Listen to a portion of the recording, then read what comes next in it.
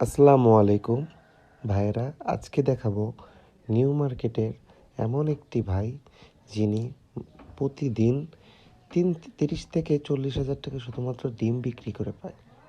এই এমন এক ব্যবসা যেটা প্রতি ঘন্টায় 1 থেকে 2 হাজার টাকা করে লাভ থাকে তার। আমি তাকে জিজ্ঞেস করাতে সে অনেকটা হাসি মুখে বলল, ভাই গরিব মানুষ, তবে 30 থেকে 40 হাজার টাকা পার ডে লাভ থাকে। শুনে অবাক লাগলো যে আমরা কোন দুনিয়াতে আছি। তার নাকি প্রতি 10 থেকে 15 মিনিট পর পর এক এক করে খাঁচা শেষ হয়ে যায়। আর দেখেন ভাই আমরা কিভাবে আছি আজকালকার দিনে। তবে তার মনে কোনো দুঃখ নাই।